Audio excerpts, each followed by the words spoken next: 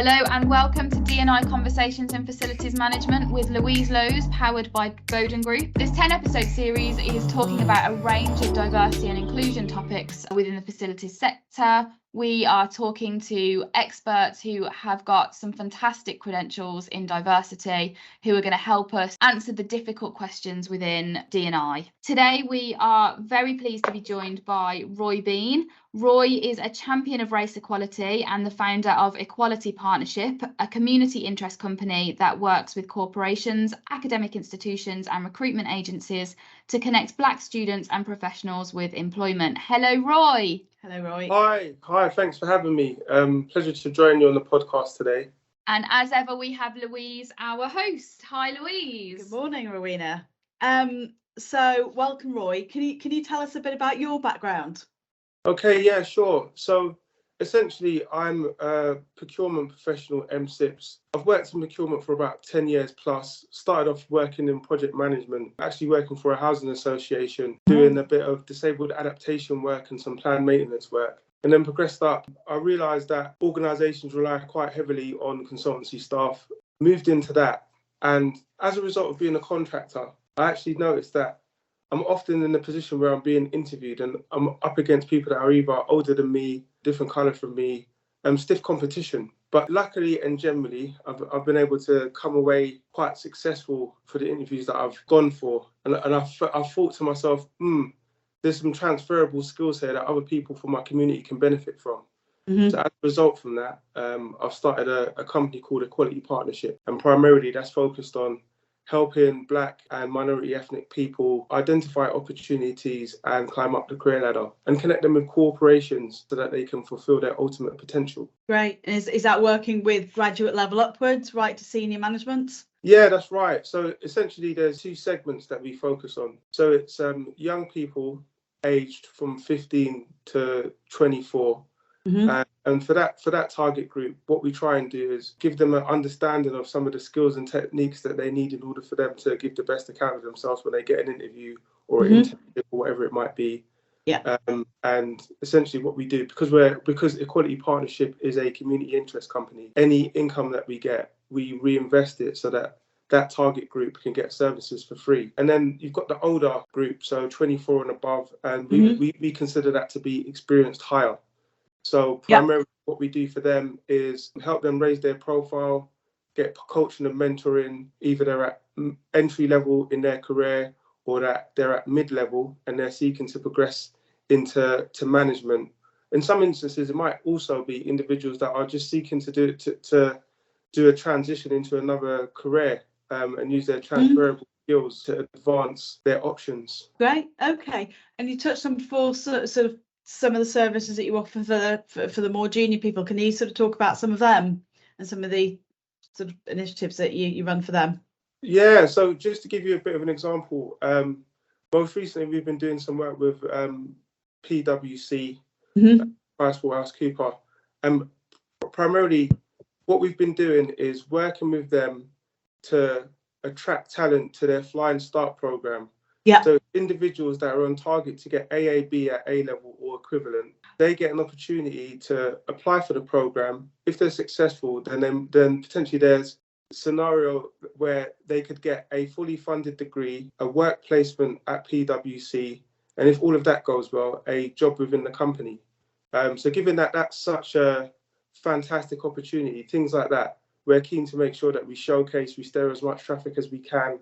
We give them as much encouragement and coaching so that they can make the most out of the application process if they're eligible. So that's one example. Another thing that we're keen to do is also work closely with schools, universities, colleges, so that we can identify candidates and match them to opportunities like that exist within corporations. I've also got a strong relationship with the Black Solicitors Network. So another thing that we've done is deliver a workshop in partnership with the Black Solicitors Network at Waitman's Law Firm. Essentially was a seminar where we gave individuals an insight into the skills and behaviours that they need in order to give the best account of themselves when they're in an interview scenario. So that's creative job hunting, producing a 90-day plan and being able to talk through it, being able to identify stories that they can communicate to the interviewer that give a clear indication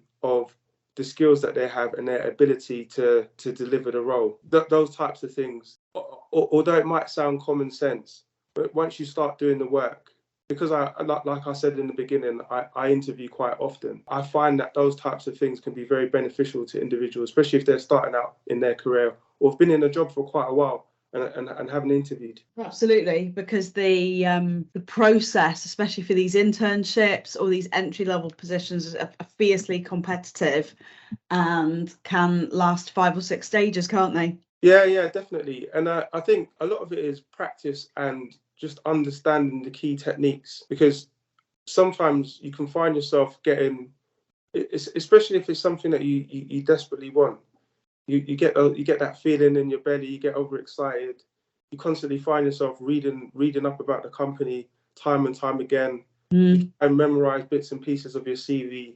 But if you've got a method and you start working through it, what I found works quite well, and what I often try and promote is going through the Q&A and recording the answers on your phone so that you can just listen to it.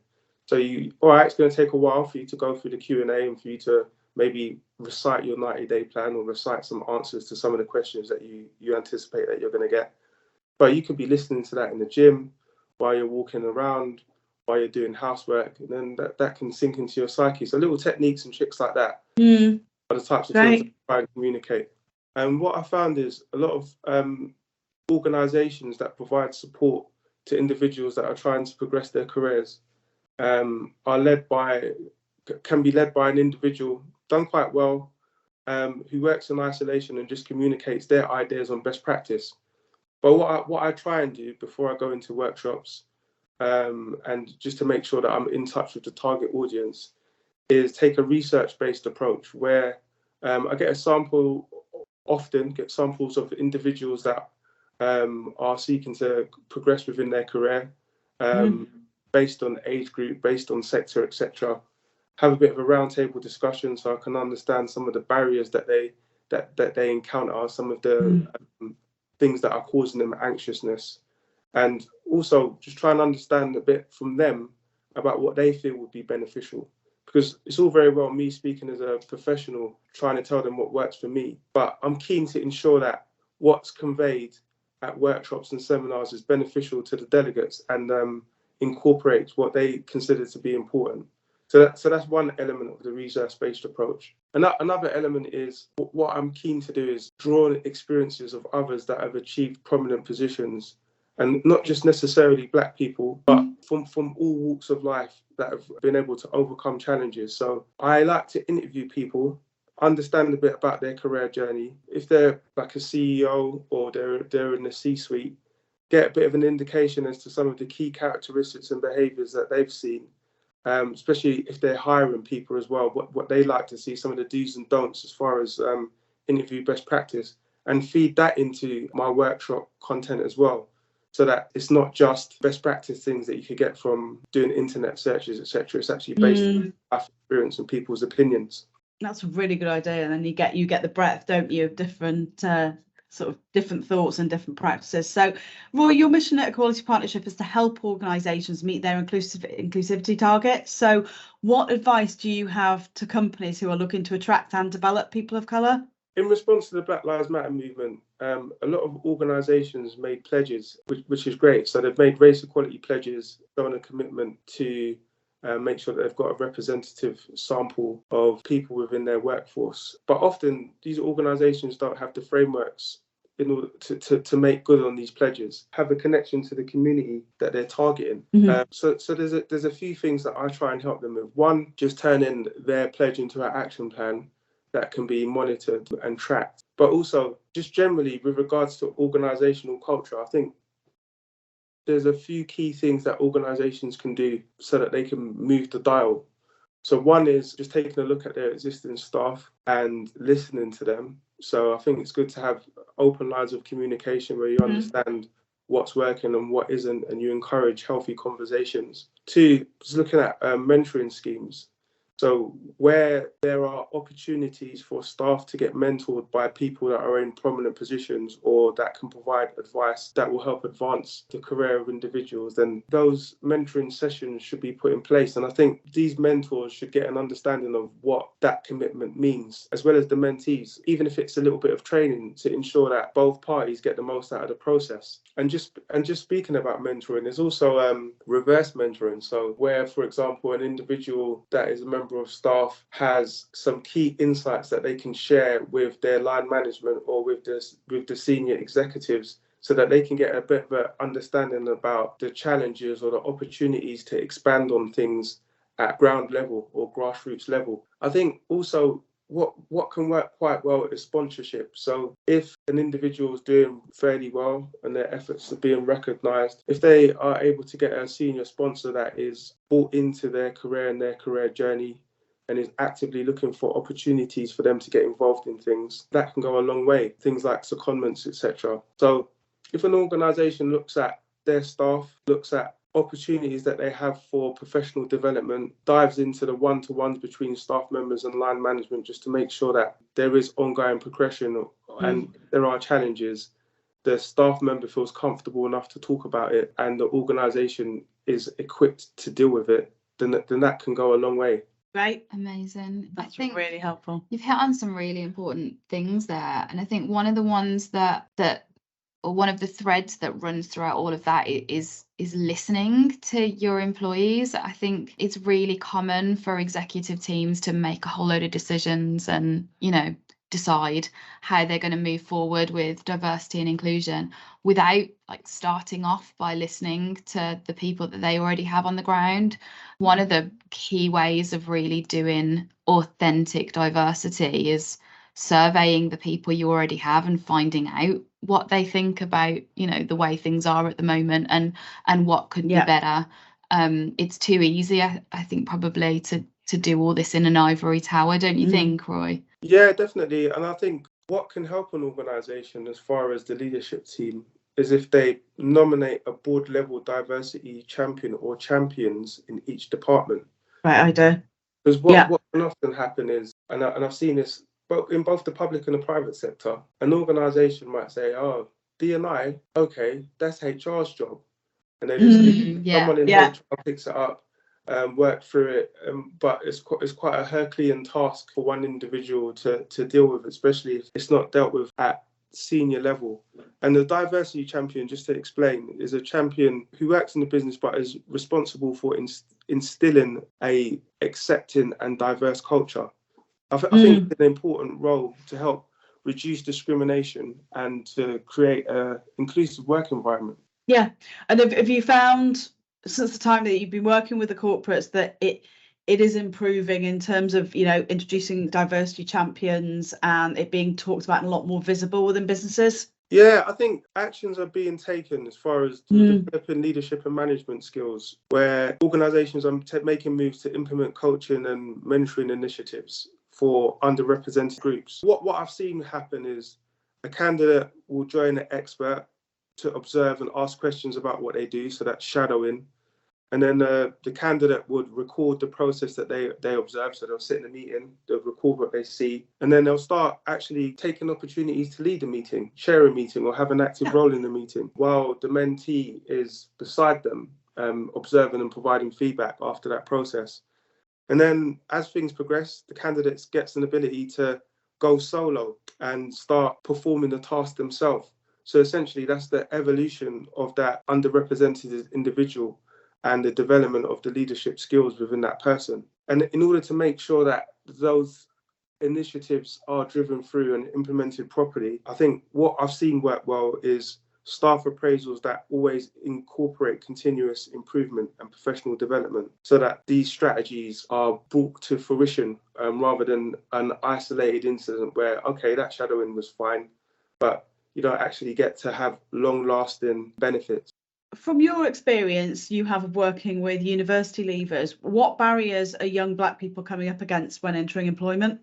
I think there's a few things. I think one that initially comes to mind is the thought that the corporate world is an entity that is unfamiliar to them. having conversations and connecting these individuals with other people that look like them, that have achieved prominent positions, that are happy to share their story, and that are able to highlight some of the challenges that they've encountered, goes a long way. So that's one, just dispelling the myth that it's some form of ivory tower that you've got to climb up. It could just be a matter of you given a successful performance of an interview, and then you're in. The next thing is developing the confidence of the individuals and understanding how to untap the excellence that lies within them.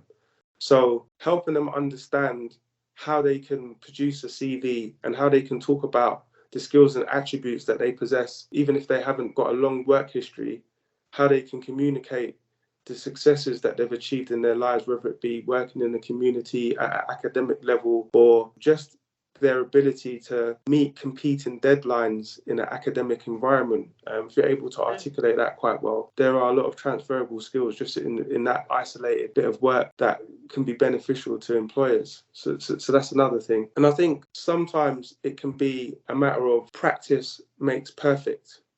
So giving them an understanding of the types of things that they need to be working on and focused on, because an opportunity can present itself. Sometimes emotions can take over, or you might just be getting a bit of information overload. Yeah. Absolutely. Yeah, that's some really good points there.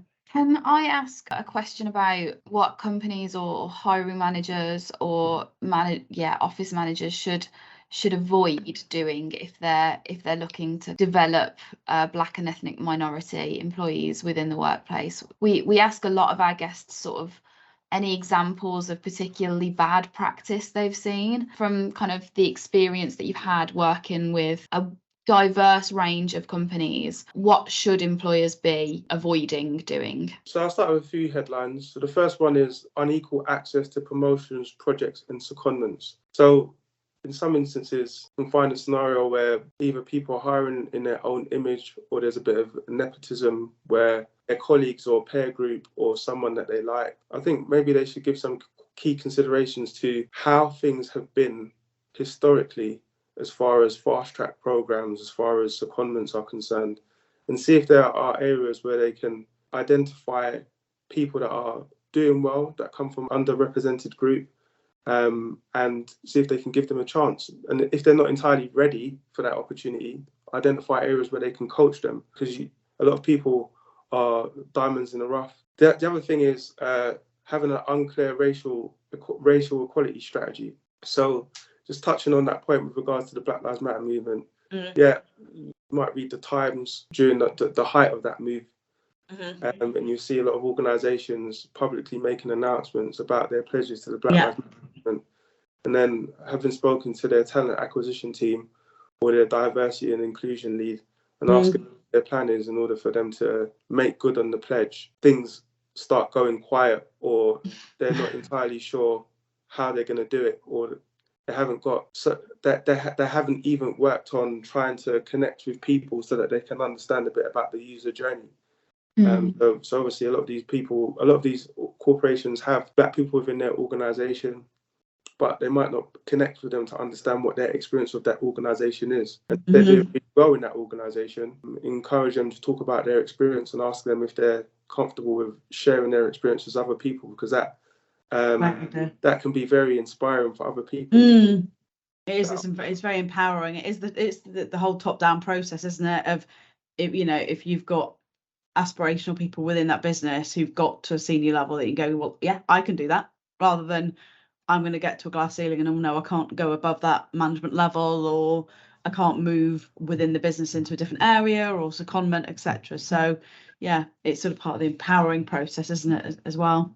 Yeah, definitely. One of the things that I've done, I held an event that comes to mind in partnership with South Bank University, that were in prominent positions. One was a partner at Capsix law firm. The other one was a Greek gentleman who is a trademark attorney and has done work for Alan Sugar, Oliver Ooze, and various other people. And they spoke about where they had come from, the issues that they have encountered. So use Paul, for example. He done 200 training contract applications before he was able to get a job, having started from humble beginnings, and has managed to work through the ranks to get to a prominent position where he's a partner at law firms now. And I think things like that are very, very encouraging to individuals, and also creating forums where people can have a Q&A with these individuals. I know I do it as part of Equality Partnership,